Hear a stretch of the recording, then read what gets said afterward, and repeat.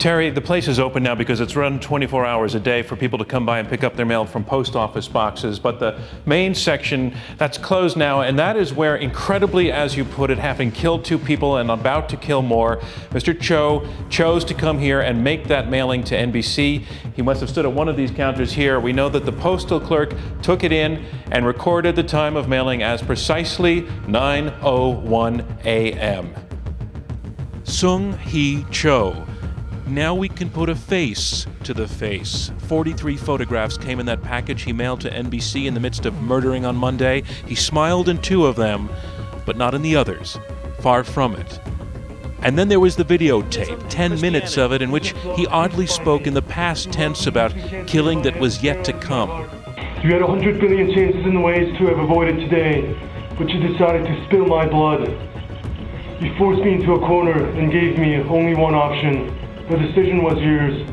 Now you have blood on your hands that will never wash off. This is the manifesto, by the way, and it goes on. There's a close-up of a knife. There are pictures of hollow point bullets, an almost artistic photo of them. Goes on like this for pages. I have yellow posted on here because he mentions martyrs like Eric and Dylan. But what struck Karan Grul this evening, just after watching the news, he had been assigned to a room in the same dorm suite as Cho, was the simple fact that Cho made eye contact with the camera. I could have fled. But no. Something Grul says Cho almost never did the few times they actually spoke to one another. I've never seen him like that with cap turned up, backside front, with those kinds of clothes even. So it was an expression on his face that you did not recognize at all, from knowing him? No, he looked pretty confident in that picture, and most of the times I saw him, it was a blank look. You have vandalized my heart, raped my soul, and torched my conscience. You thought it was one pathetic boy's life you were extinguishing. Thanks to you, I die, like Jesus Christ, to inspire generations of the weak and the defenseless people. You had everything you wanted. Your Mercedes wasn't enough, you brats. Your golden necklaces weren't enough, you snobs. Your trust fund wasn't enough. Your vodka and cognac weren't enough. All your debaucheries weren't enough. Those weren't enough to fulfill your hedonistic needs. You had everything. Did he ever have girl troubles? Did he ever come back looking especially miserable because he'd been shot down by a girl or anything like that occur to you? No, most times he stayed in. Like I said, I either saw him sitting down working on his laptop writing something, or sitting down watching TV in the lounge. If I came late at night, he'd be sitting down next to the entrance just watching TV. Think about Counter-Strike as a video game? Yes. Was he into it? But I never saw him play any video games on his computer. Most times, like I said, he just wrote on his computer. He had a Word document open and he just kept on typing away for, sometimes, I would see him typing at 10 o'clock in the morning, and I would come back at 12 and he would still be there. Did not have any expression. He looked away. So that just showed me that he was really shy, not dangerous in any way at all. I'm totally in disbelief that he was capable of doing this. He just seemed very lonely most of the times. I didn't think he was capable of anything violent at all. But he did not seem like a guy who had a death wish. Only thing I can do and Laura can do is hug them and love on them as best we can, but they'll find love. The great thing about our society is there's a lot of love, and that I truly believe out of these evil acts comes some goodness. It's just hard to see it in the immediate aftermath. There's just no way that 2 kids could have carted all of those explosives and weapons and stuff into the school and planted them and whatnot, unnoticed. The whole story, just if you look at the initial reports that first came out in like the couple of local papers there in Denver are, the details as originally reported have no relationship to the story that we were eventually sold. And so this guy was ranting about that, and he was saying that some judge had just sealed some additional evidence for 25 more years. They were going to have to wait 25 more years to find out. And basically, he started he started to say that to the parents of all of the victims in Virginia watch out because you're going to be lied to and they're going to cover up evidence. And next thing you know, the guy got cut off and the anchor was mumbled something about, oh, we appear to have lost the audio there. And they quickly moved on to somebody else because this guest was obviously not spouting the line that they had, thought he would when they lined him up, hastily lined him up to comment on, this unfolding tragedy. Okay, so I heard somebody say, this is an unbelievable feat. I mean, here, this man may have been armed, but to be able to actually, apparently the 9mm is not that effective a killing tool. And yet he was able to kill, 31 students with it, and I don't know, wound how many others, and I mean, incredibly accurate marksmanship, incredibly skilled. It's almost unbelievable. Yeah, I mean, it's these are trained people. People who are trained with weapons are saying, we can't figure out how he could possibly have done that. Yeah, I mean, it was pretty extraordinary. And the ratio of dead to wounded. I mean, normally, you would expect to have far more wounded than that, but I mean, this guy was obviously shooting to kill, because I mean, an extraordinarily high percentage of the people that were shot were dead, died or are in, critical condition. Because nobody's ever asked where you go out and buy a flak jacket. I don't think you can just go out and buy a flak jacket, down to your local Macy's, can you? I don't think so. I mean, this story is so full of holes, I mean, here he kills a couple of people, and then he goes home, and then he gets all of these things together and takes them to the post office. What are the police doing all this time? Oh, they think he's left the campus, left the state. They're not mobilizing things. They don't have an emergency there. They don't have police all over the campus.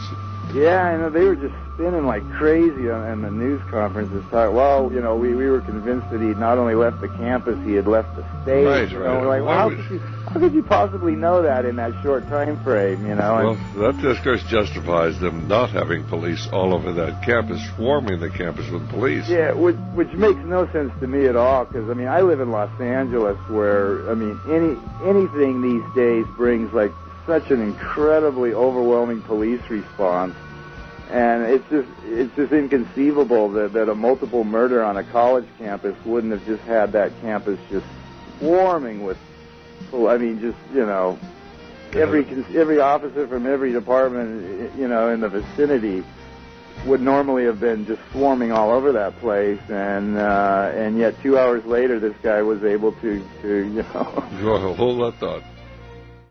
Hello friends, welcome back to the channel. It has been quite a while since I've put out a video, and this one has been in the works for quite some time.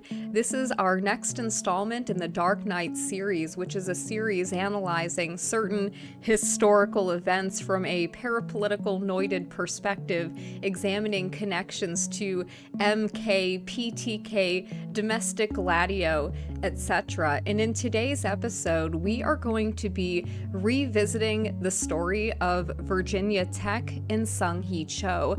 Now, this one by far, I think, is perhaps my longest deep dive video. So as you guys know, get yourself a coffee or tea and settle in and prepare for a long but detailed and interesting video. So let's just begin.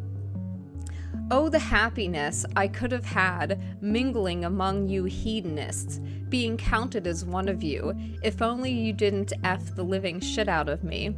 You could have been great. I could have been great. Ask yourself what you did to me to have made me clean the slate. For every action, there is an equal and opposite reaction. Can you feel the pain that you effed us in, you descendants of Satan? Well, can you feel it? All the shit you've given me right back at you with hollow points. That is an excerpt from the multimedia manifesto of Seung-Hui Cho. And for people who aren't familiar with this, I mean, this happened a long time ago, back in 2007. I'll give a brief introduction. On April 16, 2007, 23-year-old senior Seung-Hui Cho allegedly shot and killed 32 students at Virginia Tech while wounding 17 others and then took his own life. The final death count being 33 total, including Cho. The official story claims there were 2 attacks that occurred that day, one around 7 o'clock in the morning at a dorm room, and the other around 9 a.m. at Norris Hall. We are told that between these 2 attacks, Cho gathered his multimedia manifesto, possibly filmed one final message, edited it together, packaged it, went to the post office, and mailed it to NBC News. He also apparently found the time to dispose of his hard drive and cell phone, which have never been recovered. At the time of the shooting, this was the most deadly school shooting in U.S. history. Many questions remain, and there are connections to Columbine, PTK, Spook Valley, and even 9/11. Was Cho just a disturbed individual filled with rage? Was he an MK Manchurian candidate who was programmed to kill? Or was he a victim of targeted abuse by a clique of professors and students at Virginia Tech who wanted him gone? Is it possibly a combination of all of these things? So we'll go into the background now. Seung-Hui Cho was born in 1984 in Seoul, Korea. He was the second child of Sung Tae Cho and Hyang Im Cho. His sister is Sun Kyung. He had some serious medical problems from the time he was a baby, beginning at 9 months, and these would persist until he turned like 3 years old.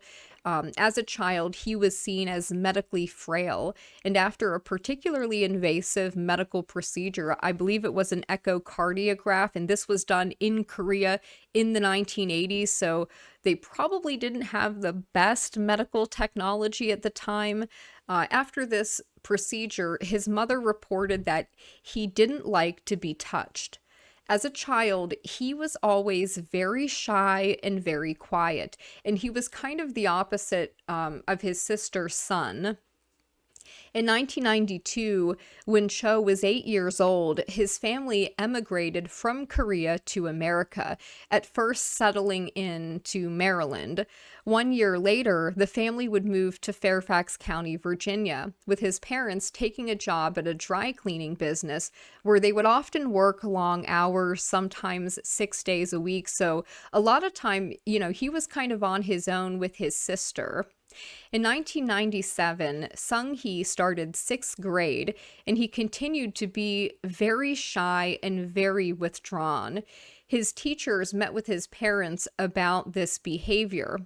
Prior to starting 7th grade, Cho began receiving counseling at the Center for Multicultural Human Services to address his shy and extremely introverted nature.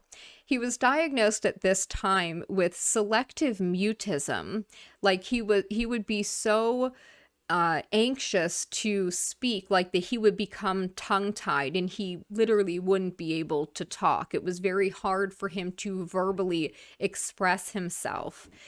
His parents tried to get him into extracurricular activities to encourage him to maybe socialize more and make some friends, hoping that this would make him more extroverted, but he would remain withdrawn. In 1999, during his 8th grade year, Cho's middle school teachers noticed suicidal and homicidal ideations in his writing. Now, mind you, this is a middle schooler, okay? He was apparently inspired by the Columbine event, which had happened that year, and he referenced this in his writings. And the school requested that his parents ask a counselor to intervene. This led to a psychiatric evaluation at the Multicultural Center for Human Services, and he was put on an antidepressant medication. Now, they claim that he responded well to this, and so a year later, he was taken off of that medication. In the fall of 2000, Seung-Hui began at Westfield High School in Fairfax County as a sophomore after attending another high school in Centerville for a year. After a review by the screening committee, he was enrolled in what they call an IEP program. This is an individualized educational program to deal with his shyness and lack of responsiveness in a classroom setting. And because of this individual plan, they made exceptions for him when it came to public speaking or having to, in like a writing or reading class, an English class, having to like read in front of the class. This was something he was clearly incapable of doing. So he kind of got this like special treatment in high school that he would not get when he goes into college. So he continued his therapy, meanwhile, at the Multicultural Center through his junior year, and he did not display any behavioral problems during that time. In fact, he was getting good grades, and he seemed to be adjusting to the school environment with this individualized care that he was receiving.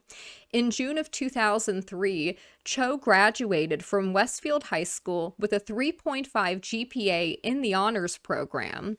He decided he wanted to attend Virginia Tech against the wishes of his parents and counselors who thought that the school was like way too big and that because of this, he wouldn't be able to receive the adequate individual attention that he needed and the kind of accommodations that he would need.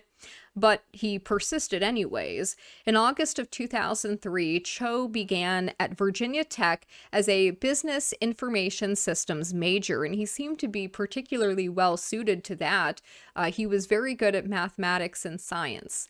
During his freshman year, he had a difficult time with his roommate over issues of neatness, and he changed rooms. His parents would make weekly trips to visit him. During this time, he's still getting good grades. He seems to be excited about college, and he's not seeing any counselors for the time being. In the fall of 2004, Cho begins his sophomore year, and he moves off campus to room with a senior who's rarely home, so he kind of had the place to himself. Cho complains about mites in the apartment, but doctors tell him that he has acne problems, and they prescribe him minoxidil. He becomes interested in writing, and we don't really know like what precipitated this interest, but he decided to switch his major to English at the start of his junior year and submitted his paperwork later his sophomore year. And for somebody that is a Korean immigrant who English is not their first language, and his parents didn't speak English really at all. I mean, his sister would have to act as a translator between his parents and like the school that he went to. So why he would choose English as a major, to switch majors in the middle of college to major in English that he doesn't speak very well, and he also has the problem of selective mutism. It seems very strange that like nobody told him this is probably a really bad idea. His sister notes this growing passion for writing over the summer break, though he's secretive about the contents of his writing.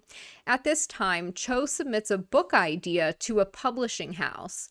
In the spring of 2005, Cho is now majoring in English, and the book idea that he'd sent to the publishing house in New York was rejected. His family saw this rejection as something that caused him to become kind of depressed. And he still doesn't see a counselor, and he still doesn't really have any problems at school except his quietness. During the fall of 2005, he started his junior year at Virginia Tech and moved back into the dorms. This is when his family claims something started to change. His sister says he was writing less at home. He seemed a lot less enthusiastic, and she thought it was perhaps the rejection from the publishing house that impacted his interest in writing, but he doesn't switch majors. He still sticks with it. At school, Seung-Hee's suite mates take him to some parties. During one of these parties, he allegedly stabbed at the carpet in a girl's room with like a pocket knife, and his suite mates thought that this was concerning. I mean, I think that nowadays we would just look at that as like a teenager trying to be edgy. Although, you know, he's in college, not in middle school or high school. But I don't think anybody would view that today as like a concerning behavior. Professor Nikki Giovanni, Cho's poetry professor, becomes concerned about what she sees as violence in his writings. Now, Giovanni is a Black gay woman whose work focused on race and social issues. She was influenced by the civil rights and Black power movement. And we're going to go into her a little bit later on because there is something very disturbing about her in particular that we'll get into later. At this time, Cho was still painfully shy, and he was coming to class. He would wear these like reflective sunglasses to kind of like hide his face with a hat pulled down. And he was so quiet when answering questions that professors complained they could hardly hear him. And they took this, some of these professors took this to be like, they took it as attitude. Oh, he's being,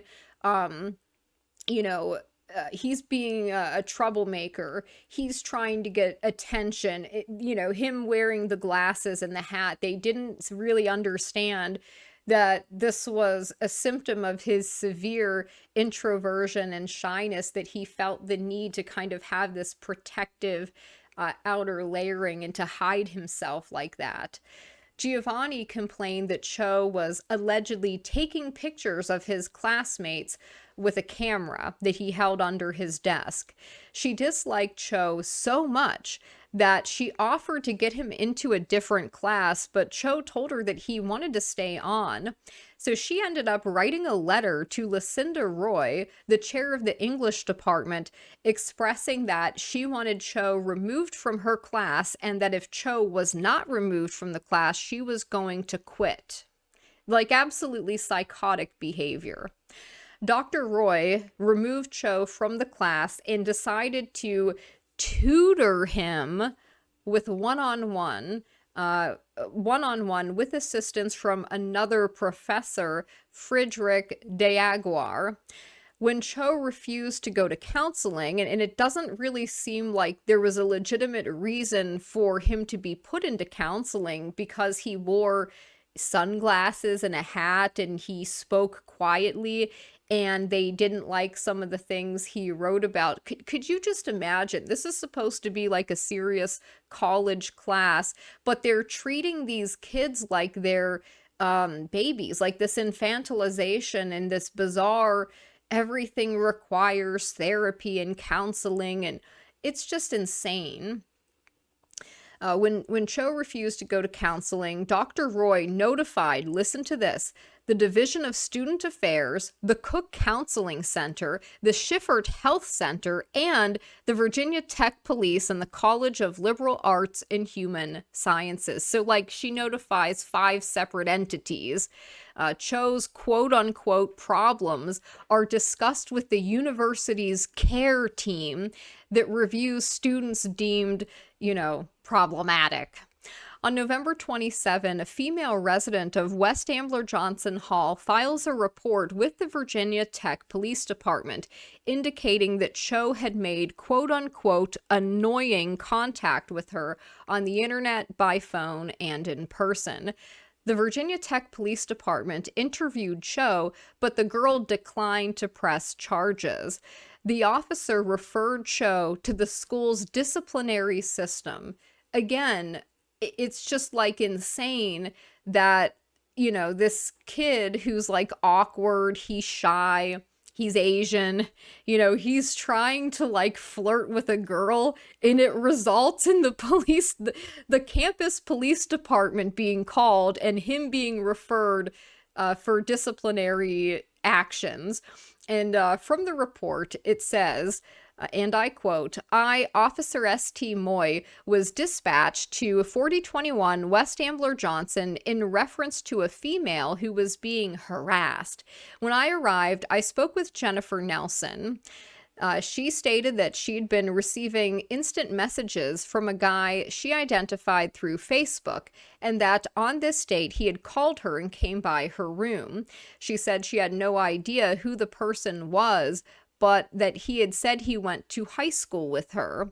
She stated that the subject called for her around 23:15 hours, but her roommate Sarah Hash answered the phone. She claimed that witness one asked who was calling, and the subject would not state who he was. At approximately 23:30 hours, victim one, they're actually referring to her as a victim, stated that they heard a knock on their door. She stated that witness one went to the door and saw an Asian male wearing a Carhartt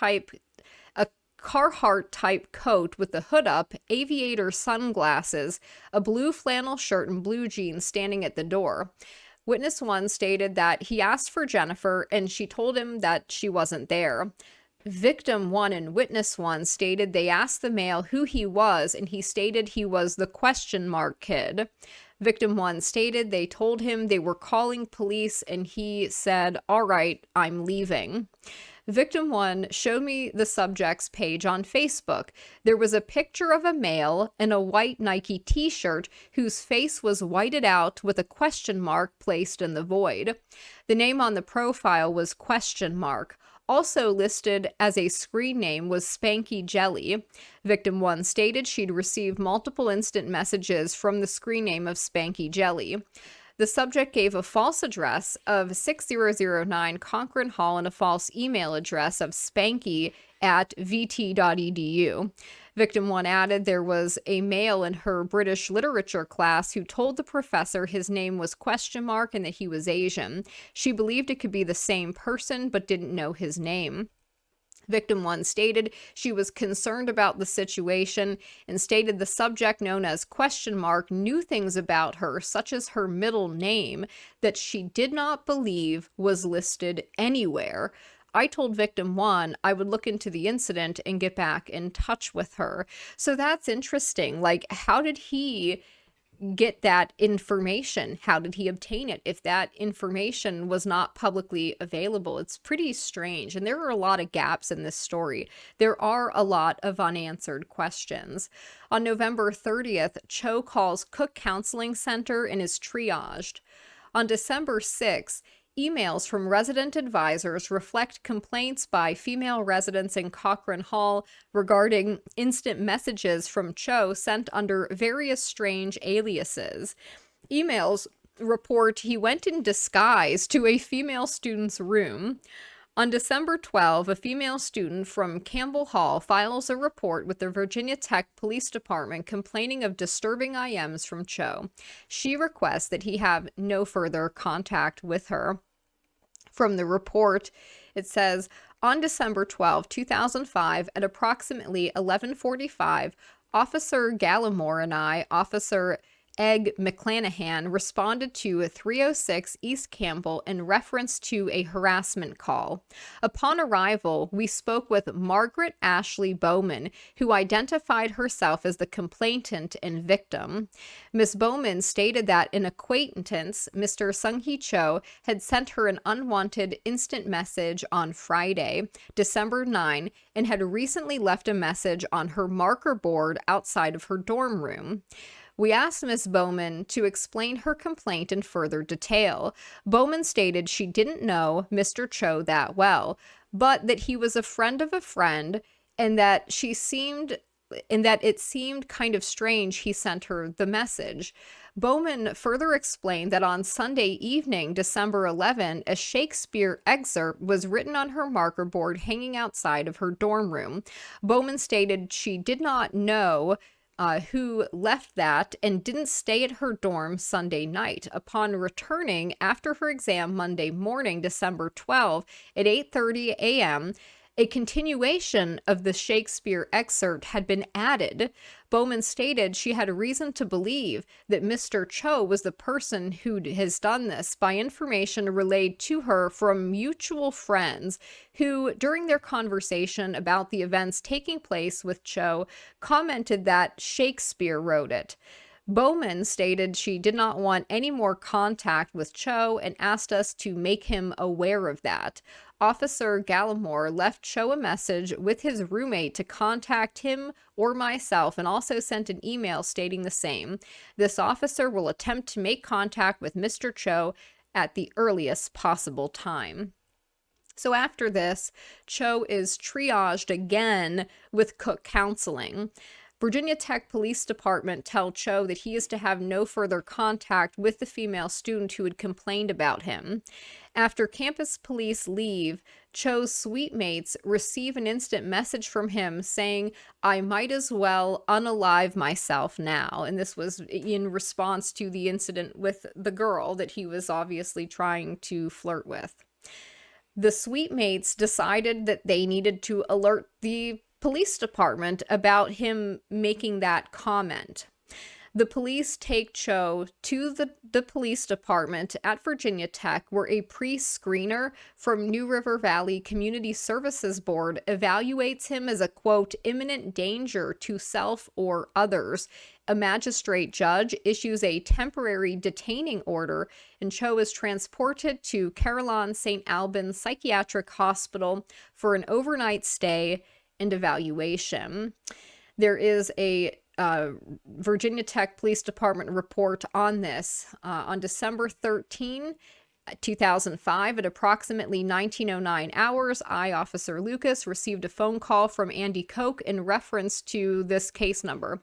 Andy advised Mr. Seung-Hui Cho had sent him an instant message earlier today saying he was thinking about unaliving himself.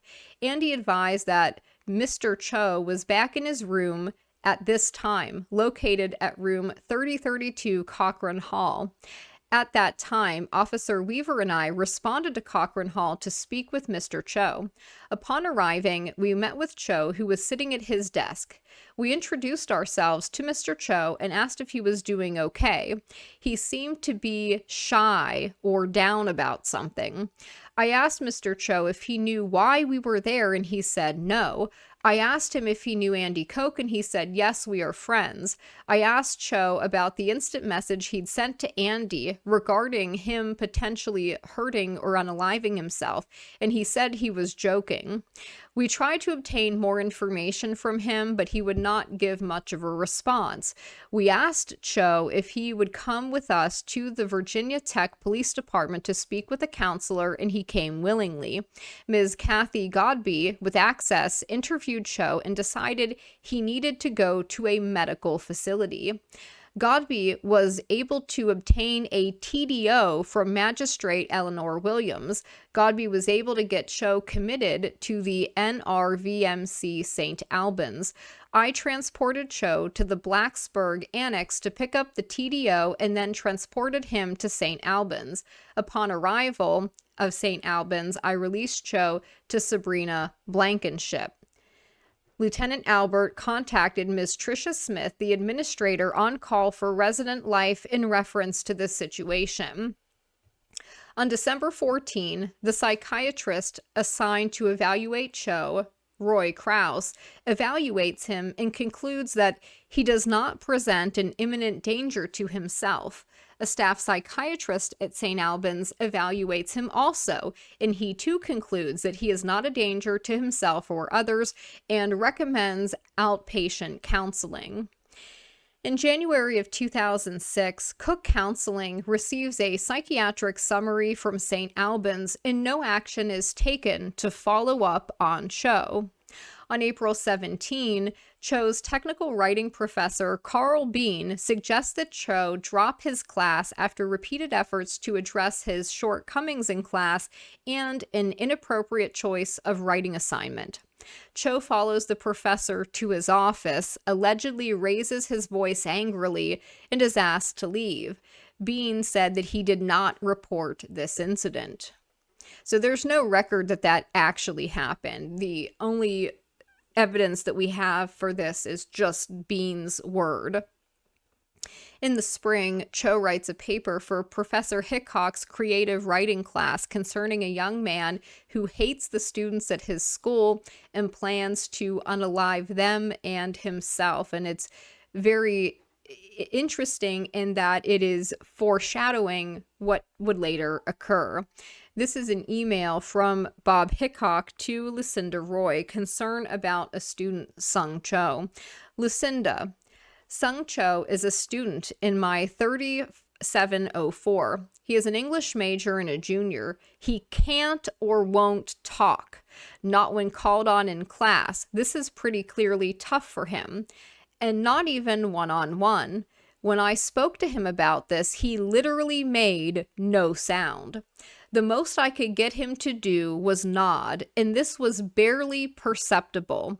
I then asked him to tell me what's up in an email. He did not do this. I emailed him, and his response was, I don't know. I have trouble talking. I don't know. I emailed again and again and told him that minus any conversation, it would be almost impossible for him to pass the course. His response was that he would try to talk. Is his name familiar? What should I do in a case like this? Bob. Around September 6, Professor Lisa Norris, another of his writing teachers, alerts the Associate Dean of Liberal Arts, Marianne Lewis, about him. But the dean finds, quote, no mention of mental health issues or police reports, despite the fact that he has had numerous contacts with the Virginia Tech police, and they literally took him to St. Albans and had him put in an overnight stay. In February of 2007, Cho orders a .22 caliber Walther P22 handgun online. On February 9, he picks up a handgun from JND pawnbrokers in Blacksburg, and the pawn shop is like literally across the street from Virginia Tech. On March 12, Cho rents a van from Enterprise Rent-A-Car at the Roanoke Regional Airport, which he keeps for almost a month. We are told that he filmed some of his video manifesto in this rented van. On March 13, Cho purchased a 9mm Glock 19 handgun and a box of 50 Full Metal Jacket practice rounds at Roanoke Firearms. The store initiates a background check, which has, once again, no mention of mental health issues. On March 22nd, he goes to PSS Range and Training, an indoor pistol range, and spends an hour practicing. And this, by the way, is apparently the only time he ever practiced with a firearm, and presumably the first time he ever shot before. Later that day, he purchased 2 10-round magazines for the Walther P22 on eBay. On March 23rd, he purchases 3 additional 10-round magazines from a different eBay seller. On March 31st, he purchases additional ammunition, magazines, and a hunting knife from Walmart and Dick's Sporting Goods. He buys chains from Home Depot. On April 7, he purchases even more ammo. The next day, he spends the night at the Hampton Inn in Christiansburg, Virginia, videotaping segments for his multimedia manifesto. On April 13, bomb threats are made to Torgenson, Durham, and Whitmore Halls in the form of an anonymous note. The threats are assessed by the Virginia Tech Police Department. The building is evacuated. There's no lockdown or cancellation of classes elsewhere on campus. And, according to multiple reports that have come out, there is no evidence linking these threats to Cho based on handwriting analysis. So who made them? Isn't that strange? On April 14, an Asian male wearing a hoodie is seen by a faculty member in Norris Hall. She later tells police one of her students had told her the doors were chained. Cho purchases more ammo. On April 15, Cho keeps his regular call with his parents. At that point, he was calling them, I believe, every Sunday. And they say that the conversation was normal and nothing that he said gave them any cause for concern. So now we're going to move forward to the timeline of events on April 16, 2007. The first incident occurred sometime before 7:15 a.m., and the second would begin approximately 2 hours later. Around 6:47 a.m., Cho was allegedly seen outside West Ambler Johnson Hall. A key card would have been needed to gain entry.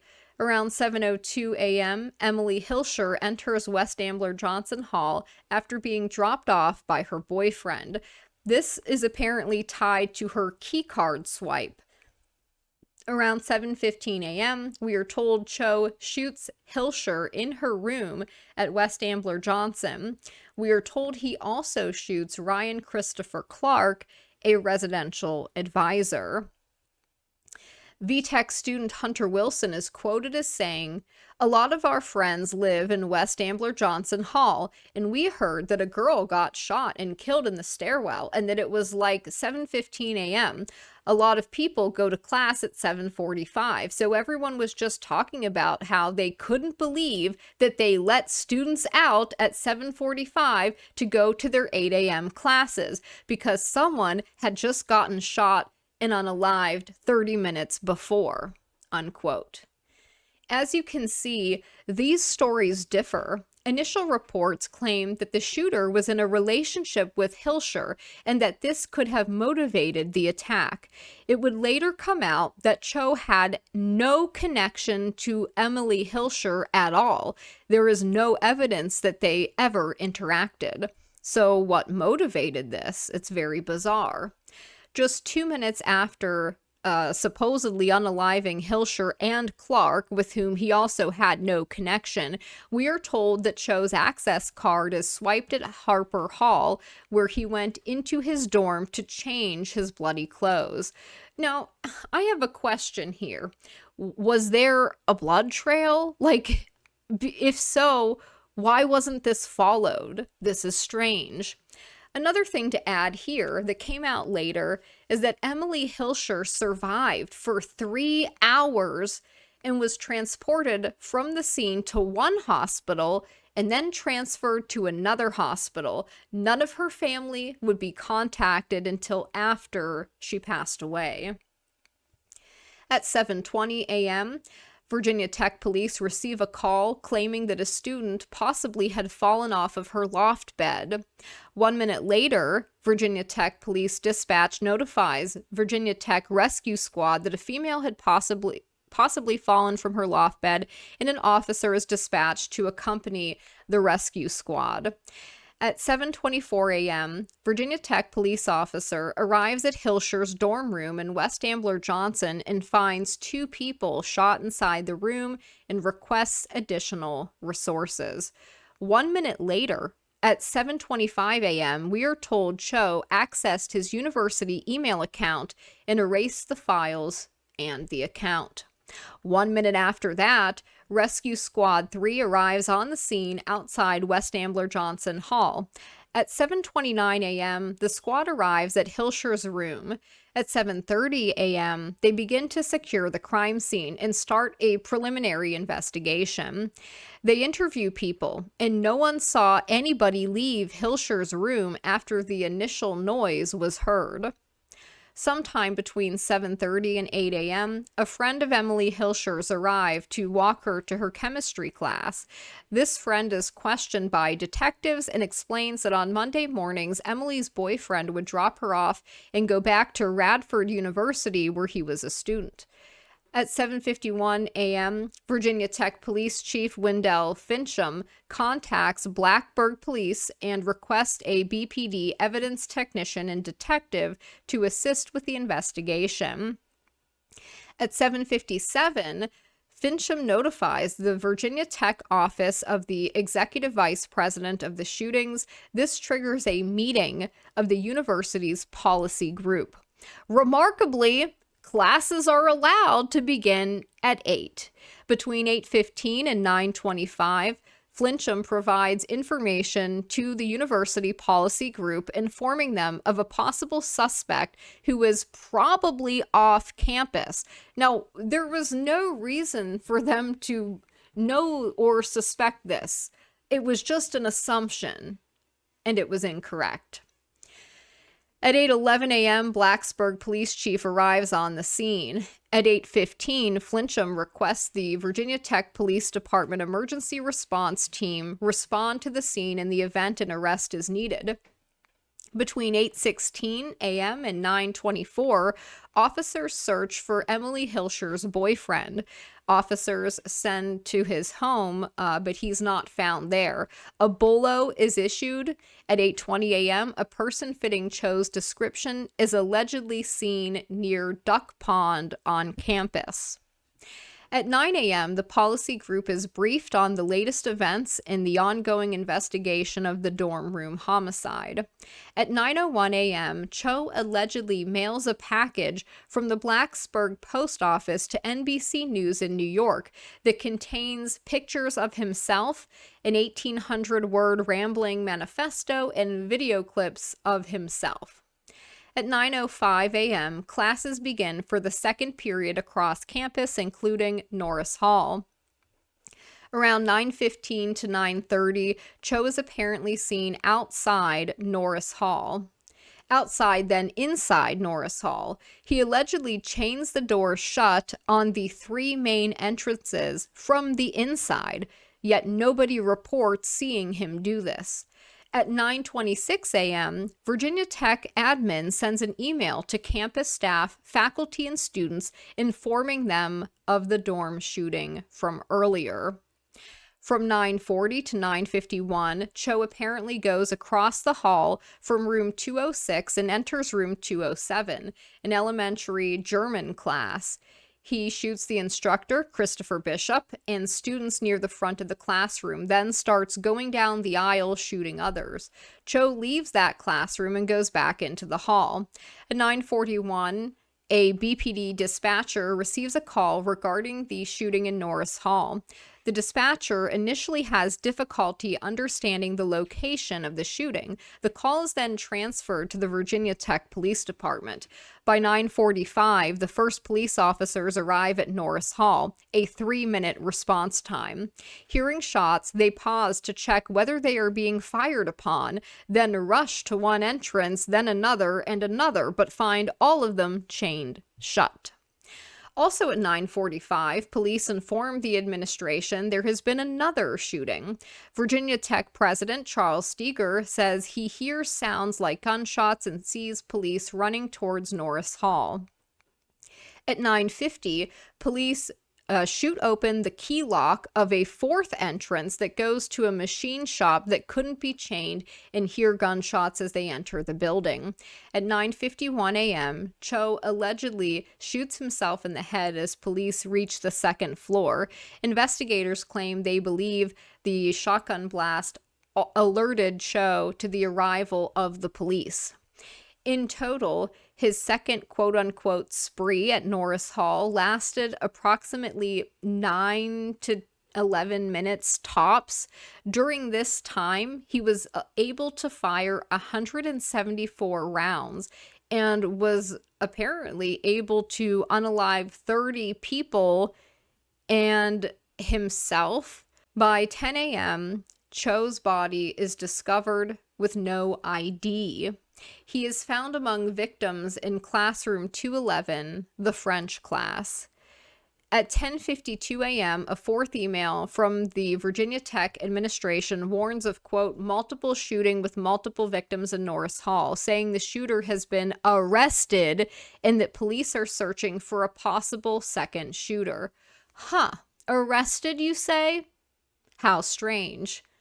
We were just told that he'd unalived himself, but this is important information because this is what is being relayed at the time. Stories can change after the fact, And so it's very important to look at the details from the incident as it was occurring. So they claim the shooter was arrested in an email that they sent out, and that police were looking for a second shooter. At 10:57 a.m., reports of shots fired at the tennis court prove false. At 1:35 p.m., a report of a possible gunshot near Duck Pond proves to be another false alarm. By 4 p.m., President George W. Bush speaks to the nation from the White House regarding the event. On April 18, 2007, so 2 days later, a SWAT team enters Burris Hall, a campus next to Norris Hall, responding to a quote-unquote suspicious event that we are told was also a false alarm. If this feels strange to you, it should. How did Cho manage to leave Hilscher's dorm room with no one seeing him? How was it that he didn't track any blood back to his own dorm room, where he apparently cleaned up and changed clothes? How was he able to get back from the post office so soon? To date, no crime scene photos have been released from this case, unlike with Columbine, Sandy Hook, and other similar events. Several accounts say Cho's face was disfigured by his quote-unquote unaliving. If you are using a Walter P22 or a Glock, there's no way you can disfigure your face, quote, beyond the point of identification, unquote. Later, one witness would claim that Cho unalived himself with a bullet to the back of the head. We are told the guns Cho used had the serial numbers obliterated, but we are also told that he had a receipt for the Glock in his backpack.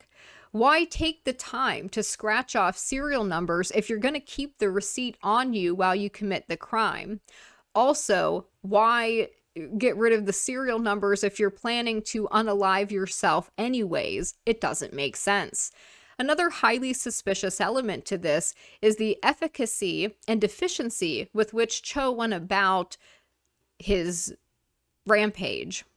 Remember, he only went to the shooting range one time. He was able to do 30 kills in less than 10 minutes, with 15 others wounded. Dr. Joseph Chiappo, an emergency room doctor at Montgomery, indicated he was stunned when the victims began pouring in. He says, quote, "The injuries were just amazing. This man was brutal. There wasn't a shooting victim that didn't have less than 3 bullet wounds in him." Carpaccio said of the victims he saw, "I've seen enough movies to know that 2 in the trunk, 1 in the head is the standard for professional trained assassins. Apparently, this is exactly what this guy was aiming for, and by the kill count, he did exceptionally well." Other weapons experts claim that Cho's 60% kill rate with 2 handguns, one of them used mainly for shooting tin cans, was unheard of. But of course, I'm not a firearms expert, so I can't say if this is true or false. There were conflicting accounts of the physical appearance of the shooter at Virginia Tech. First, he was wearing a Boy Scout uniform and was 6 feet tall.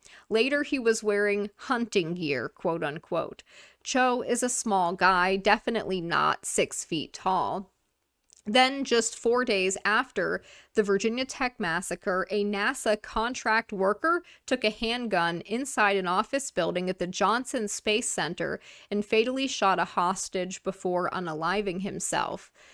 Another interesting thing was that when news of this first came out, of what was happening at Virginia Tech, an image appeared on Wikipedia of what appeared to be Cho wearing a U.S. Marines uniform pictured with another man, and Wikipedia promptly removed the picture. There was never any release of CCTV footage from any of the classrooms, dormitories, hallways, school gate, or the gun shop. Why? Cho apparently also sent a letter to the English department on the day of the massacre, the contents of which have never been disclosed. Why? We are told that Cho had the phrase Ishmael Axe written in red ink on his arm. For all we know, this could have been added after the fact. In Islam, Abraham is known as the father of the prophets, and, upset that people in his hometown still worshipped idols and not Allah, he smashed all but one statue in a local temple with an axe. Abraham's son is Ishmael, who also became a prophet. Abraham is Arabic for Abraham, who, we know from Christianity. Now, a photo allegedly purporting to be of Cho from after the incident shows this picture on his of the writing on his arm. I cannot speak to the authenticity or veracity of this image. It's just something I found. Now, I think it's important to look at what was going on at the time, historically, when the event occurred. Before the Virginia Tech massacre, the media was focused on how the Bush government subverted the Constitution, and hearings on this were pushed back due to this event. Dennis Kucinich's impeachment hearings against Dick Cheney were also put on the back burner. There was also the AIPAC and Jane Harman investigation that was reported in October 2006, in which hearings were occurring in April 2007, and which was then moved to the back burner until 2009. Here we have an article, Major Scandal Erupts Involving Rep. Jane Harman, Alberto Gonzalez, and AIPAC.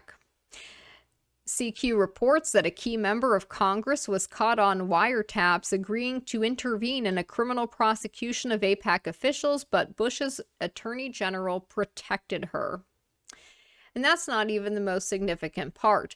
Back in October 2006, Time reported the DOJ and FBI were investigating whether Harman and AIPAC, quote, violated the law in a scheme to get Harman reappointed as the top Democrat on the House Intelligence Committee. And the probe also involves whether, in exchange for the help from AIPAC, Harman agreed to help try to persuade the administration to go lighter on the AIPAC officials caught up in the ongoing investigation. That part has been known since 2006. Now, there is a website called Moon of Alabama that it reports on like anti-war, things that are going on geopolitically. And it has a comment section where people can go post in the comments. They can discuss the news of the day and what have you. So here are some posts from the day after April 17. No Gonzo lying to Congress today. Hearing moved to Thursday. Gives him some time to prepare. Exclusive. Gonzalez contradicts his own testimony. Attorney General Alberto Gonzalez's assertion that he was not involved in identifying the 8 U.S. attorneys who were asked to resign last year is at odds with a recently released internal DOJ email, ABC News has learned. That email said Gonzalez supported firing one federal prosecutor 6 months before she was asked to leave. The email, which came from Gonzalez aide Kyle Sampson, appeared to contradict the prepared written testimony Gonzalez submitted to Congress over the weekend, in advance of his Senate Judiciary Committee hearing Tuesday. In his prepared testimony, Gonzalez said that during the months his senior staff was evaluating U.S. attorneys, including Lamb, quote, I did not make the decision about who should or should not be asked to resign, unquote. But the recently released email from Sampson, dated June 1st, 2006, indicated Gonzalez was actively involved in discussions about Lamb and had decided to fire her if she didn't improve.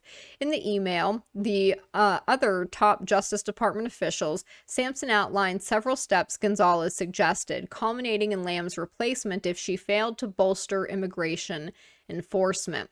The Attorney General has given additional thought to the San Diego situation and now believes we should adopt a plan that would lead to her removal if she balks at reform, Sampson wrote. And then we have another one. The pushback against AIPAC is getting some power. Quote, the debate in Israel about Israeli policy is much more open and vigorous than in the United States. One explanation is to be found in the pervasive influence of AIPAC, which strongly affects both the Democrat and Republican parties. AIPAC's mission is to ensure American support for Israel, but in recent years it has overreached itself. It became closely allied with the neocons and was an enthusiastic supporter of the invasion of Iraq. It actively lobbied for the confirmation of John Bolton as U.S. ambassador to the United Nations. It continues to oppose any dialogue with the Palestinian government that includes Hamas. More recently, it was among the pressure groups that prevailed upon the Democrat House leadership to drop the requirement the president obtain congressional approval before taking military action against Iran. AIPAC, in its current leadership, has clearly exceeded its mission, and far from guaranteeing Israel's existence, has endangered it. Supporters of Israel have a good reason to question AIPAC's advocacy, and they've begun to do so. But instead of engaging in critical self-examination, AIPAC remains intransient. Recently, the pro-Israel lobby has gone on the offense, accusing the so-called progressive critics of Israel's policies of fomenting anti-Care Bearism and endangering the very existence of the Care Bear state. The pro-Israel lobby has been remarkably successful in suppressing criticism. Politicians challenge it at their peril because of the lobby's ability to influence political contributions. Whether the Democrat Party can liberate itself from AIPAC's influence is highly doubtful. Any politician who dares to expose their influence would incur its wrath, so very few can be expected to do so. It is up to the American Care Bear community itself to rein in the organization that claims to represent it. But this is not possible without first disposing of the most insidious argument put forward by the defenders of the current policies, that the critics of the Care Bear's policies of occupation, control, and repression on the West Bank and in East Jerusalem and Gaza engender anti-Care Bearism.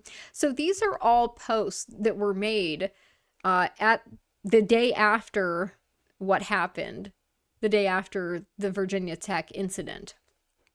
Very interesting.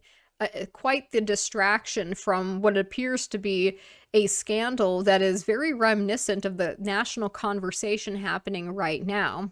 From Salon, the U.S. attorney scandal gets dirty as Congress prepares to grill Alberto Gonzales. Salon has uncovered another partisan issue connected to the firings of the U.S. attorneys: pornography.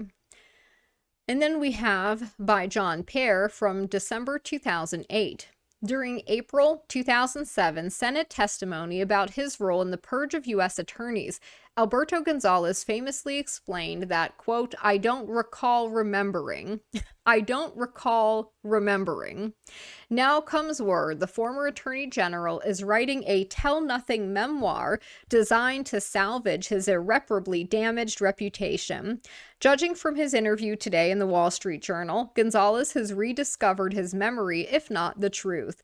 Gonzales' self-serving historical revisionism when it comes to rubber stamping Bush's illegal NSA domestic surveillance, authorizing the torture of terror detainees and sacking of prosecutors for political purposes begins in jaw-dropping fashion. Complaining to the Journal about the scorn and derision heaped on him, Gonzales whined, "What is it that I did that's so fundamentally wrong, that deserves this kind of response to my service? For some reason, I am portrayed as the one who is evil in formulating policies people disagree with. I consider myself a casualty, one of the many casualties of the war on terror." We have an April 2009 article, "Prominent Lawmaker Caught Up in AIPAC Spying Scandal." A U.S. government investigation of Care Bear spying caught a prominent Democrat congresswoman discussing what is alleged to be a quid pro quo deal involving AIPAC, Washington's powerful, hawkish pro-Care Bear lobby. Representative Jane Harman of California was recorded in 2005 on a National Security Administration wiretap, promising a suspected Care Bear agent that she would intervene on behalf of 2 AIPAC staffers accused of passing classified information to the Care Bear government, and her interlocutor responded by promising to help get Harmon appointed to a top congressional intelligence post, according to an article published Sunday by Congressional Quarterly.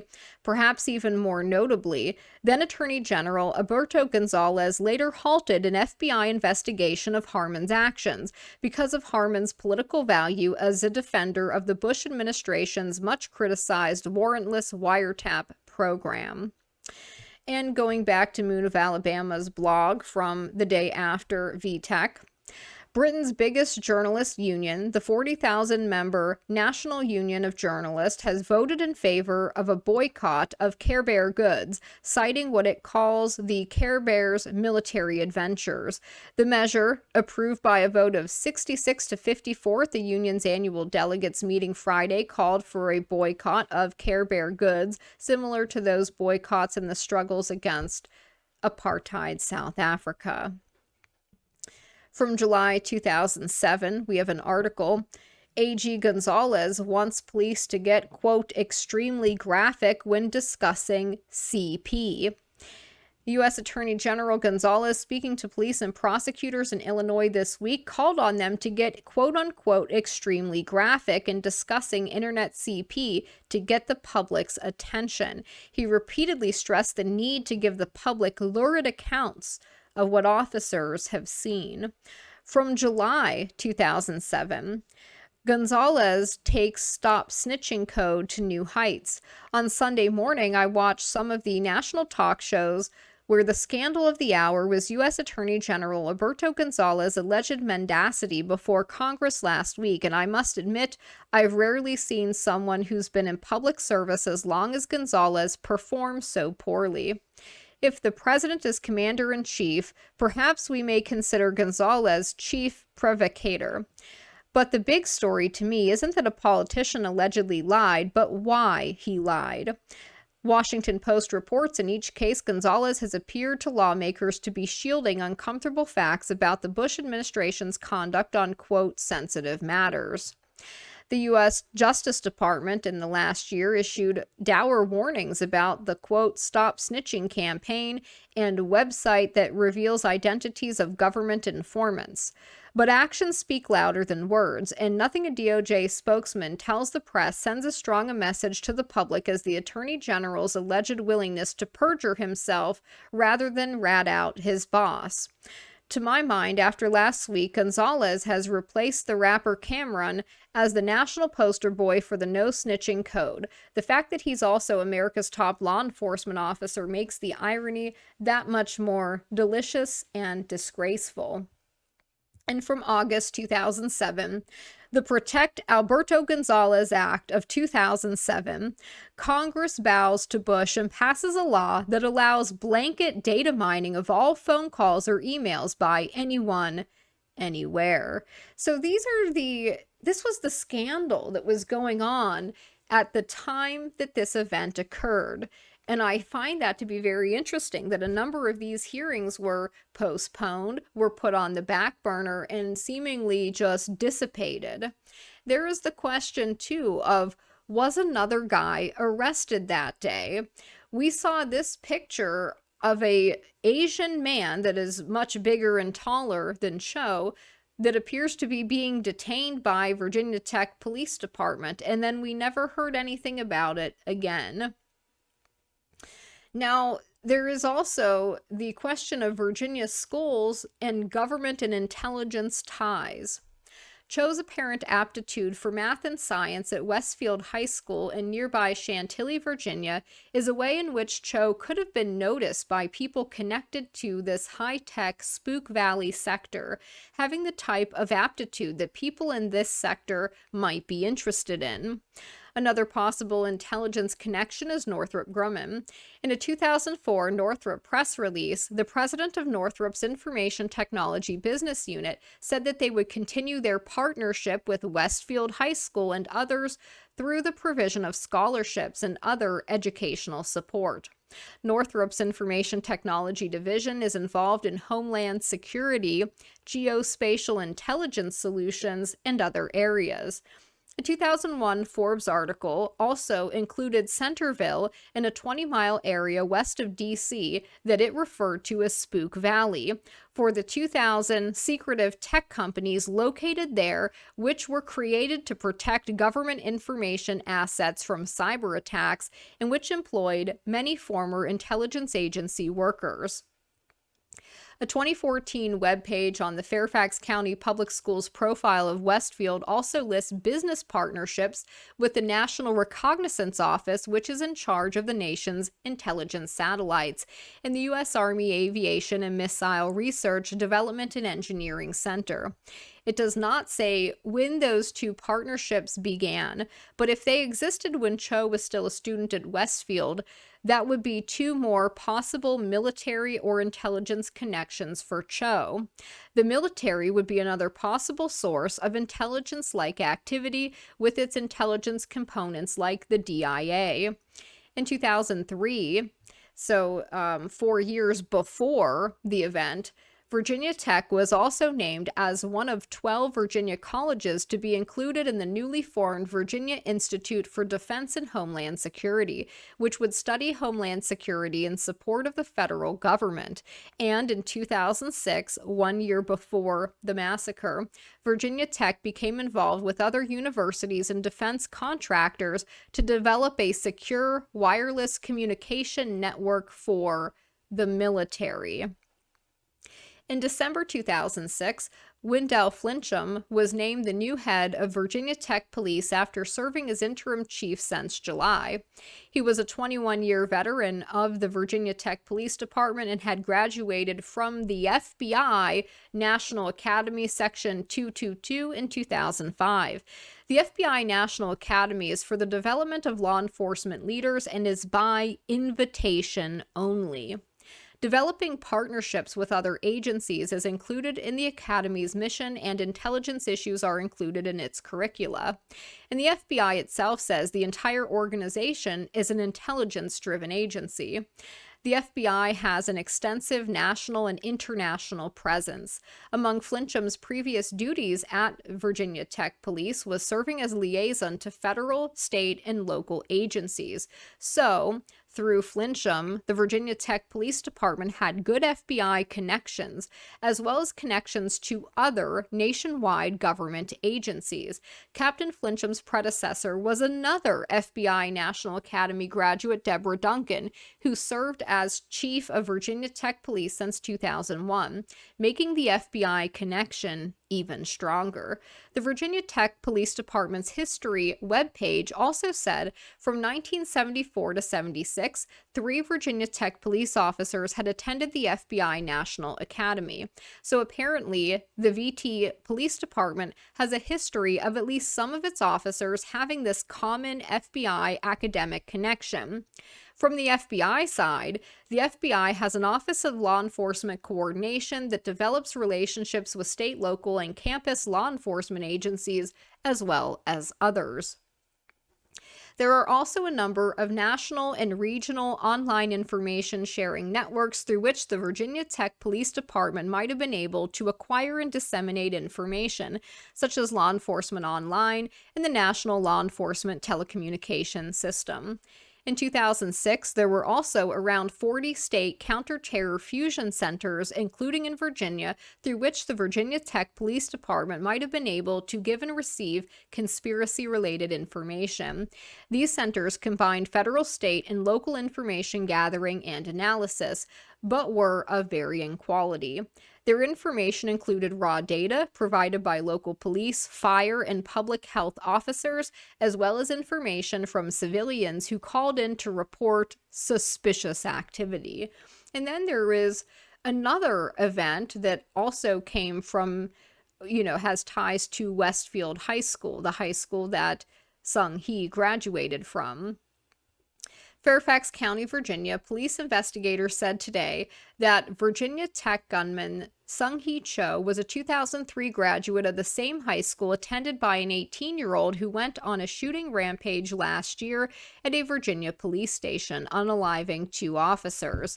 Michael Kennedy, armed with an AK-47, fired more than 70 rounds in the parking lot of the Sully District Police Station on May 8, killing Detective Vicky Armel and Master Police Officer Michael Garbarino. Kennedy was shot to death by police. Cho and Kennedy lived in Centerville and graduated from Westfield High School, said Officer Courtney Tebow on the Fairfax County Police Department. She said Cho graduated 4 years before Kennedy. Once Cho's identity was released by police in Blacksburg, Virginia, home of Virginia Tech, Thibault said Fairfax County Police launched an investigation to determine if there was any connection between the 2 shooters. She said they found nothing tying the 2 young men together. "It's just a horrible coincidence," she said. "It's hard to believe." Then there are the bizarre Virginia Tech-related killings.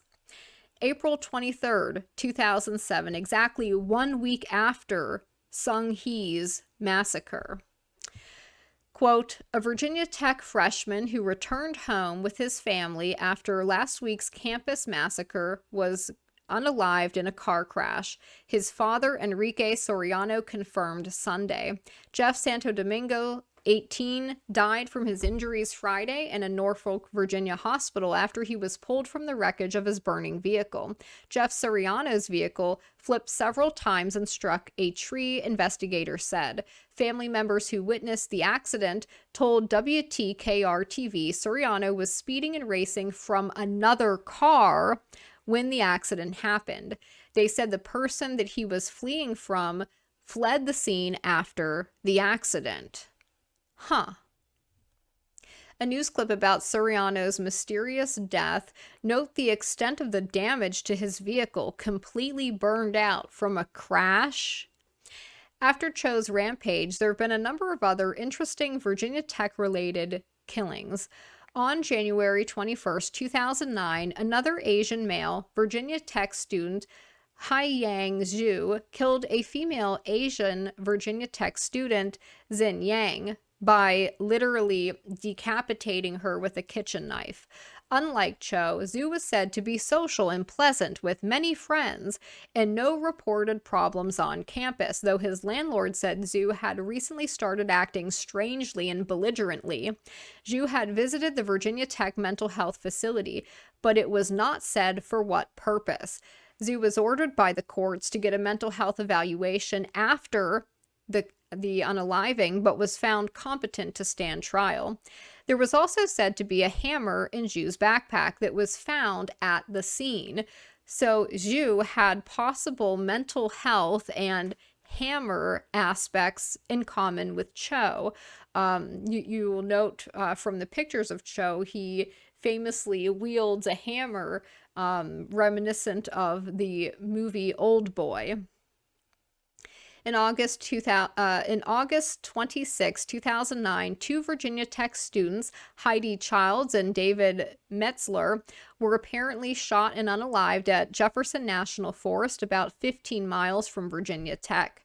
On November 5, 2009, Virginia Tech graduate and U.S. Army psychiatrist Nidal Hassan shot and unalived 13 of his fellow service members at Fort Hood, Texas. Yeah, that's a whole separate video. On February 7, 2014, there was another Virginia Tech-related murder when Virginia Tech student Jessica Ewing strangled and unalived her friend Samantha Shrestha, another Virginia Tech student. Shrestha had planned on becoming a doctor and had done volunteer work as an EMT. So, like we've seen with Columbine and other deep events, we have dead witnesses. The Soriano incident that occurred 1 week after the Virginia Tech massacre has gone pretty much completely ignored and unreported on by people who have covered this event and basically just parrot the official story. And then we have the connection to McNeil Technologies and Cho Seung-Hee's sister, who was working for them. NBC News reported Cho's parents live in a townhouse development in Centerville, a suburb of Washington. They own a dry cleaning shop nearby. His older sister, Sun Kyung, graduated from Princeton in 2004. A source who asked to be identified as a senior administration official said she works for McNeil Technologies, a firm contracted by the State Department to manage reconstruction efforts in Iraq. Now, here comes from an interview with Cho and one of the people from the school. The question asked was, do you have brothers and sisters? He said, a sister. Is she in school here? He says, no. Is she working? He says, yes. Asked what she does, he replied, not sure, but said that his sister works somewhere around D.C. He was asked about his family and where they are from. He said they live in D.C. Asked if they come from someplace else. He said Seoul. Asked when they came to this country and how old he was. He said 12 years ago when he was in elementary school.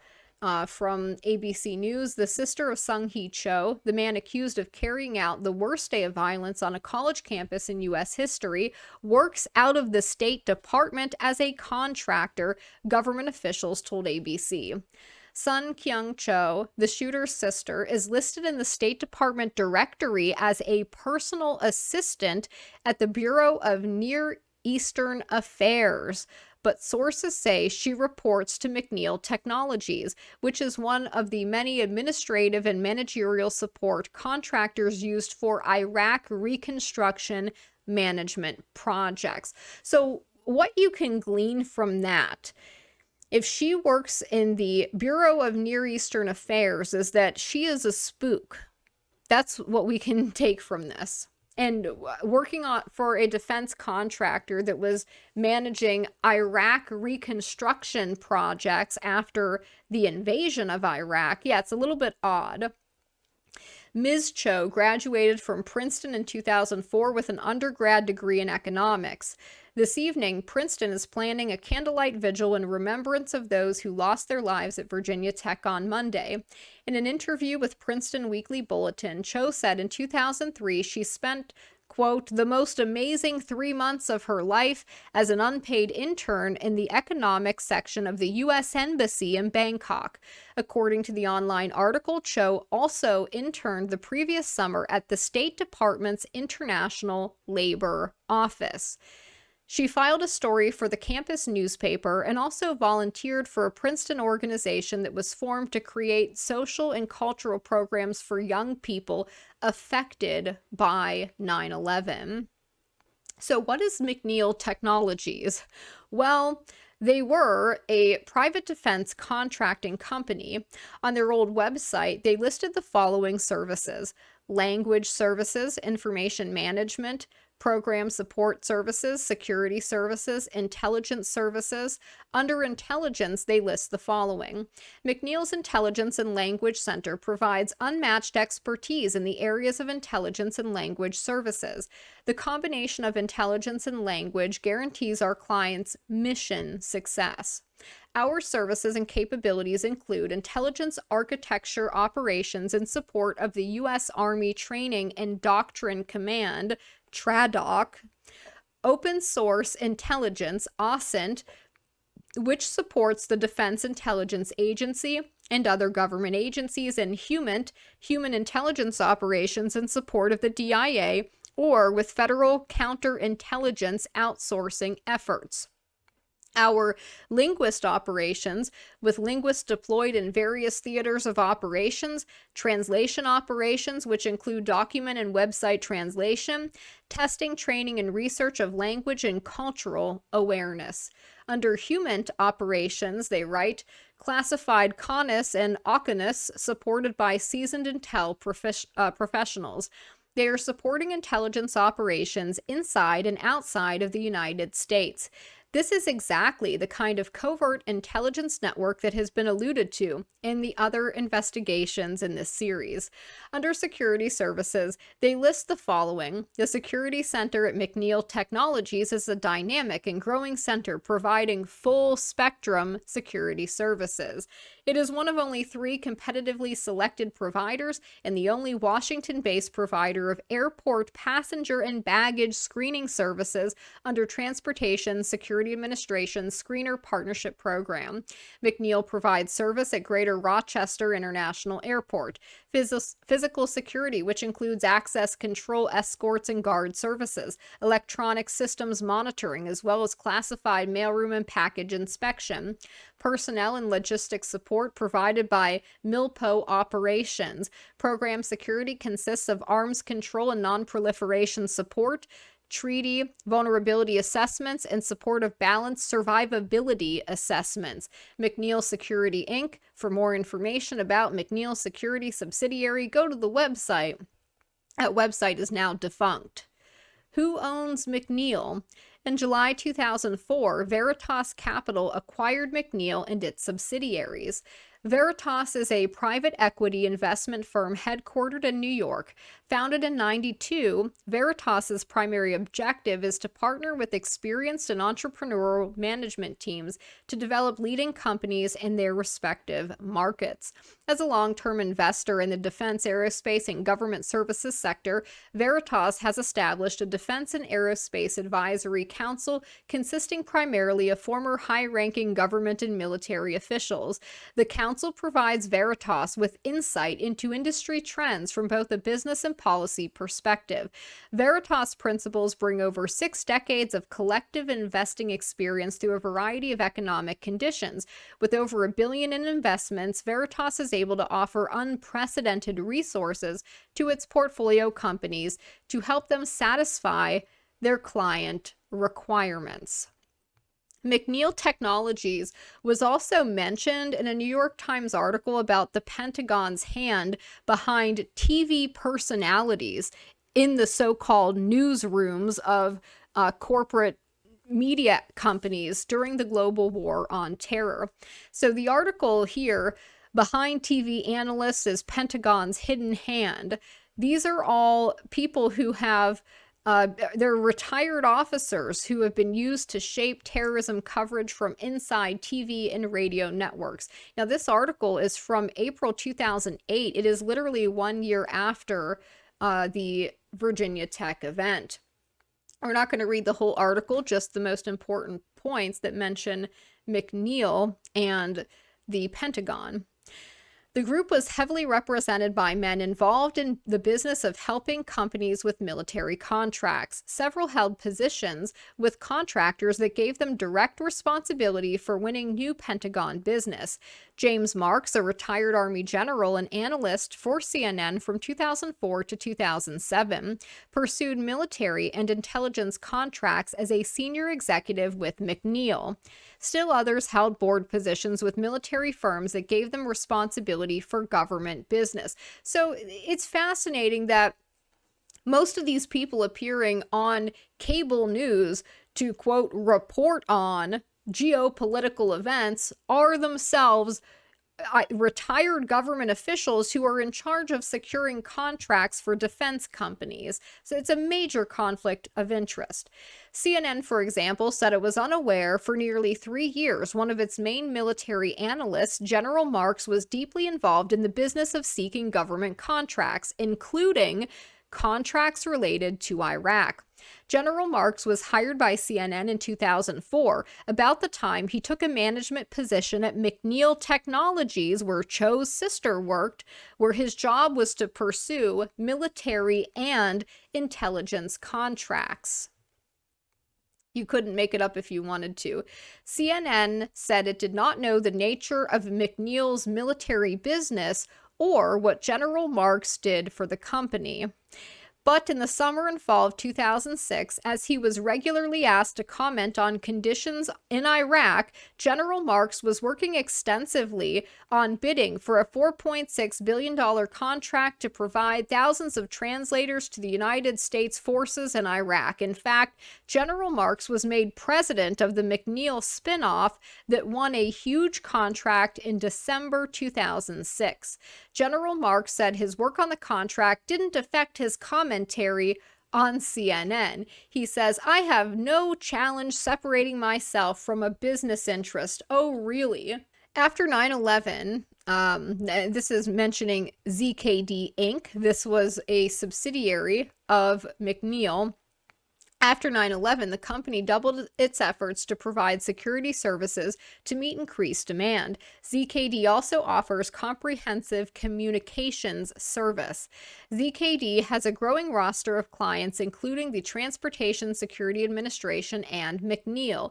It is noteworthy that according to Washington Post, CACI and McNeil Technologies are the recipients of federal contracts to process Freedom of Information Act requests for federal agencies, including the Pentagon, Homeland Security, and Justice Departments. And what could be a major conflict of interest, any FOIA request from the public or media for information on the Pentagon or intelligence agency contracts with CACI or ZKD on their interrogation and translation work abroad could be handled by employees of CACI, an interrogation contractor, or McNeil, a client of ZKD, and another interrogation contractor.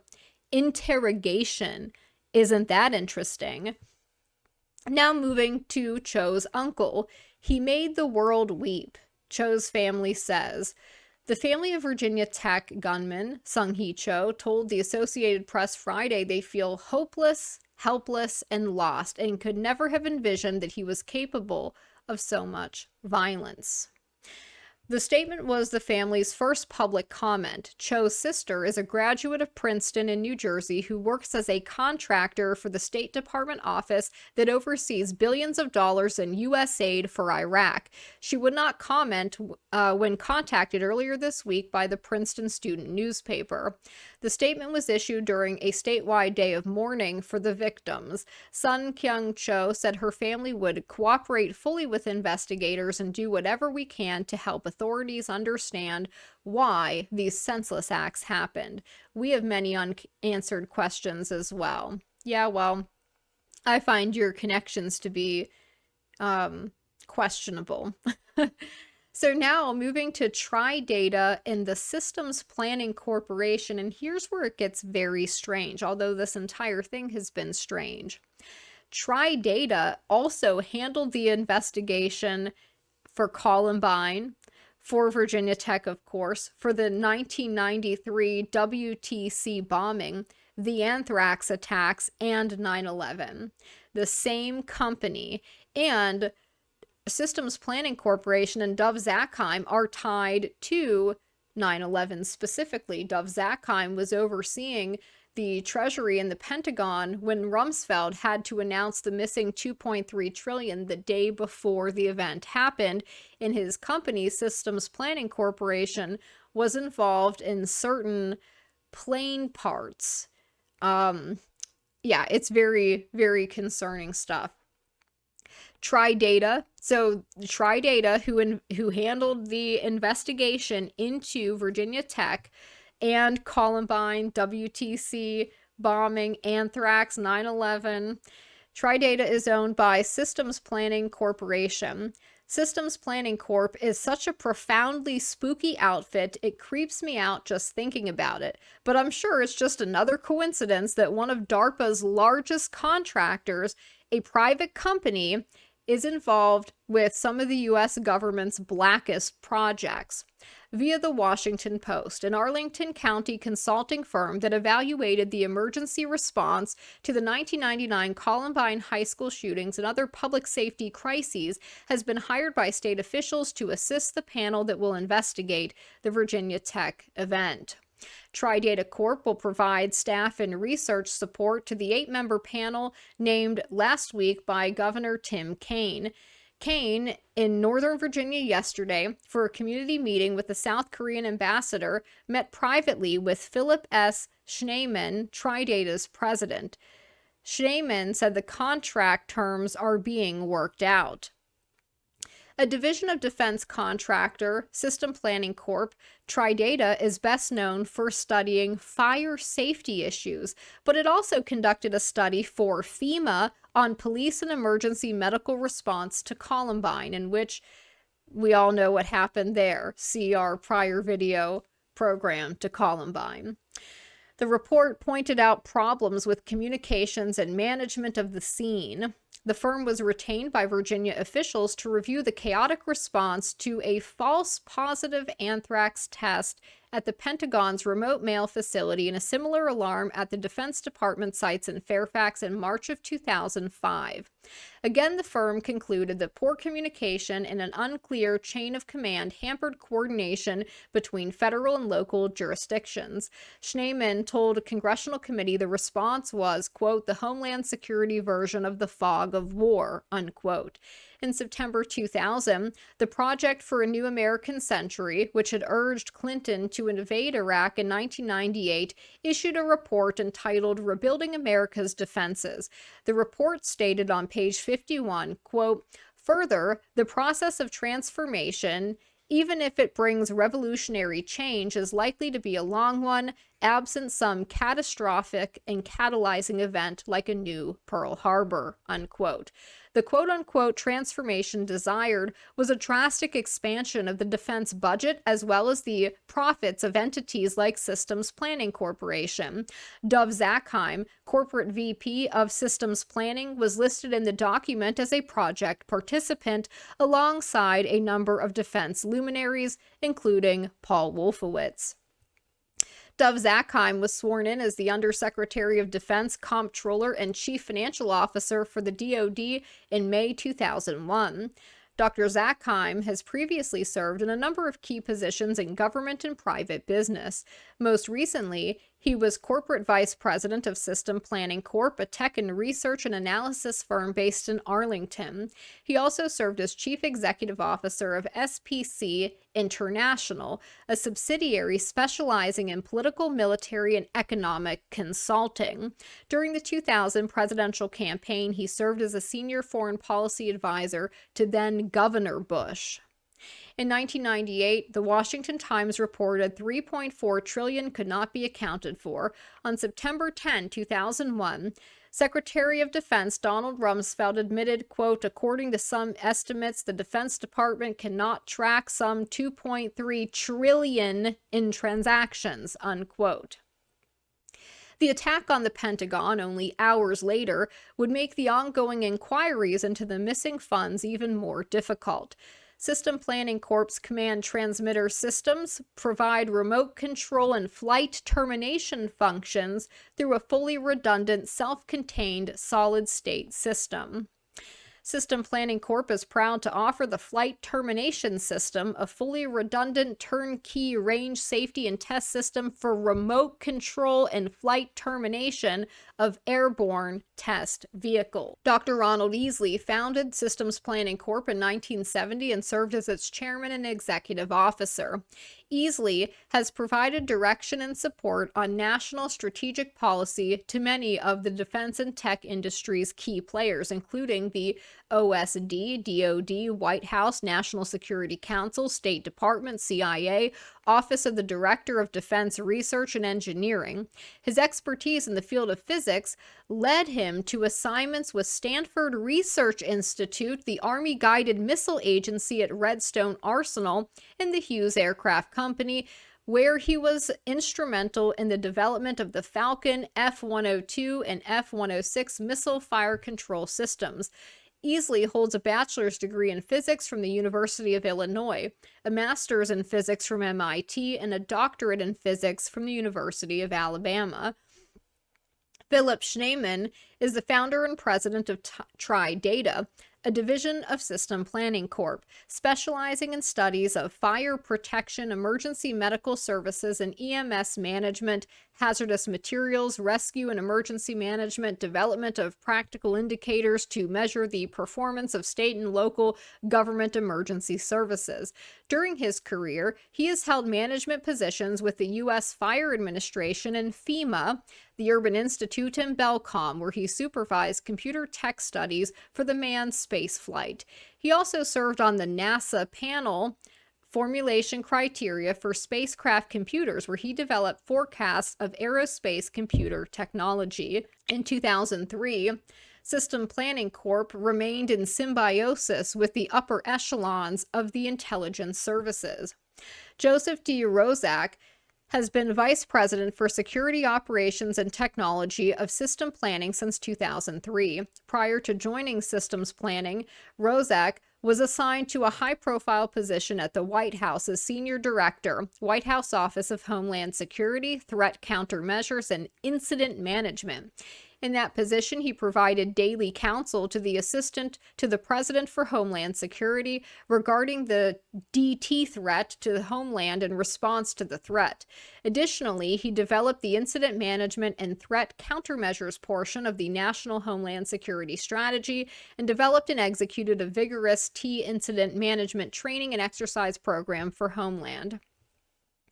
As a subject matter expert at the Vice President National Domestic Preparedness Review, he provided counsel to the Vice President regarding emergency response, civil support, and interagency affairs, and designed the functional organization for the Office of Homeland Security, including a Homeland Security strategy with short, mid, and long-term goals and objectives, which was adopted as the keystone document for the creation of DHS. These people created the DHS. These are the people that handled the investigation into all of these events.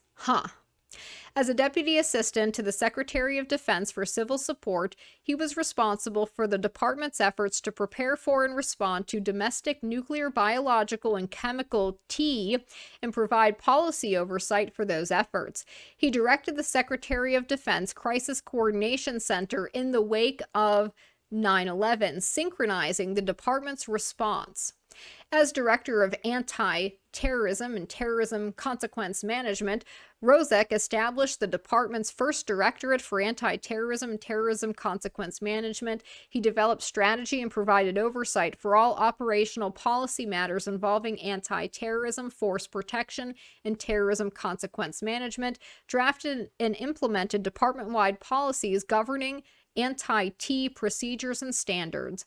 As Director of Combating T and Sensitive Activities, Rozak served as the principal military advisor to the Assistant Secretary of Defense for all policy matters involving anti-T, counter-T, T consequence management, and sensitive activities, and provided oversight for DoD's annual $4.6 billion combating terrorism program. While serving as a senior military assistant for the Assistant Secretary of Defense for Special Operations and Low-Intensity Conflict, he directed the planning, scheduling, and tracking of day-to-day operations for the Assistant Secretary of Defense. In his supervision of over 130 civilian and military personnel, in his policy oversight of domestic and international issues. Prior to this promotion, he served as assistant for counter-terror. In this role, he was the principal military advisor to the Assistant Secretary of Defense for all anti-terrorism issues. He also initiated contact with 3 ministries in the Russian Federation, providing the framework for future bilateral combating terrorism discussions. During his early years with the Department of Defense, he served on progressive officer development assignments, including battalion commander and operations officer at Special Operations Division, where he planned, coordinated, and executed worldwide sensitive special operations missions. He graduated from the U.S. Army War College, Carlisle, Pennsylvania. Prior to attaining his master's degree, he earned a BA from the University of Iowa and an MPA at Shippensburg University. How strange. In 2019, Peter Langman wrote a report for Criminology and Public Policy entitled Desperate Identities, a biopsychosocial analysis of perpetrators of mass violence, which analyzed 10 perpetrators. The report focused on body-related issues, psychological categories, and social failures. He posits some mass attackers have sought to overcome their perceived inadequacy through acts of violence. Of Seung-Hui, he writes, Cho's health problems began early in life. In infancy, he was hospitalized with whooping cough and pneumonia. As a toddler, he had a problem with his heart, and an invasive procedure traumatized him. From that point on, he did not like to be touched. He was perceived as medically frail, cried a lot, and was constantly sick. As a young man, Cho apparently was self-conscious about being thin and weak and was observed working out in the university gym. Despite his efforts to become stronger, the autopsy report remarked about his lack of muscle for the body of a 23-year-old male. Cho had failures in multiple domains. When he sent a novel to a publisher, it was rejected. Cho sought female company, but his attention was unwanted, and 3 times women complained about him to campus police, who then told Cho to leave the women alone. Not long before his rampage, he hired a woman from an escort service. She took off some of her clothing and danced in front of him, but when he tried to initiate activities with her, she reportedly pushed him away and left. Even with a hired woman, he was a failure. Cho manifested symptoms of schizophrenia, such as poverty of speech and a flat affect. He also presented with bizarre behavior, indicating multiple delusions and confusion about his identity. In addition, his manifesto is full of vivid imagery of victimization that had no basis in reality. The manifesto reveals Cho's delusions of grandeur. He had no friends, but longed to be able to join in with his peers. Cho wrote a poem called A Boy Named Loser that includes the following. Darn straight, this boy really is loser. Loser with no life, and he knows it. But he, what can he do, likes to live in his pathetic dream, drowning down in his little quirky house anyway. My God, what a loser. How did Cho cope with being a loser with no friends, no girlfriend, and no hope for anything better? He created an alternate identity for himself. He signed his manifesto, I am Axe Ishmael. I am the anti-terrorist of America. Violence transformed him from being a pathetic loser into Axe Ishmael, a force of destruction. Actually, Seung-Hui seemed to use multiple identities, at times referring to himself as ? or the ? Kid, before allegedly signing his manifesto, Axe Ishmael. One might wonder how he went from somebody that was diagnosed with selective mutism, whose teachers reported his clear anxiety over public speaking, who could barely be heard when answering in class, as his voice was so quiet as to almost be a whisper, to the man that we see in the video portion of his multimedia manifesto, where he speaks loudly and with confidence. The first time Seung-Hui expressed this trait was in November 2005, when Seung-Hui, mildly alcoholized, talked with his roommates Andy Koch and John Eade at a frat party and told them about his imaginary girlfriend named Jelly. According to Seung-Hui, Jelly lived in outer space and called him Spanky. One day, Koch tried to open the door of Seung-Hui's room and found it locked. Seung-Hui told him that he was with Jelly and that they were making out. Though Koch and Eade thought it was weird, they didn't give much thought about it. Among the narratives that were written by Seung-Hui, one was about a couple named Spanky and Jelly.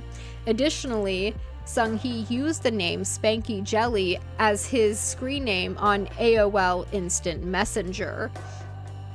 And, you know, when he was in, I believe it was middle school, he was referred to as the trombone kid. It's very strange. While Cho did indeed display signs of delusions and grandiosity, we should not be so quick to dismiss his claims of victimhood. Present throughout Cho's writings are repeated allusions to PDF files and SA. In fact, the R word appears many times throughout the written portion of his manifesto, and he even references John Mark Carr, who falsely claimed to be the killer of John Benet Ramsey, and he also referenced Deborah Lafave. John Mark Carr was also invoked by Luca Magnotta at one point as one of his alternate personalities, promoting his snuff film. John is also a very interesting individual. The other case, Deborah Lafave, is a little-known sex offender case where a female teacher molested a 14-year-old. Now, we are at an hour and a half long. There's still a lot more to go, so I think we're going to stop here, and we're going to pick up on part 2, where it gets way more interesting. We're going to talk about the fact that his medical and mental health records were hidden. We're going to talk about the teachers that he was being bullied by. We're going to talk about another case that occurred 2 years prior to Cho's case of the same professor singling out and targeting another individual. And it's very reminiscent of like what happened to Ted Kaczynski at Harvard University, which was part of MKULTRA. So we will pick up on that aspect of this in part 2. I know that this is going to be quite long, but I hope you guys stick with me. Even though we do go into a lot of detail on certain things, I think that that background information is necessary to pull everything together. So that's it for now. I hope you guys have a good day. Whee!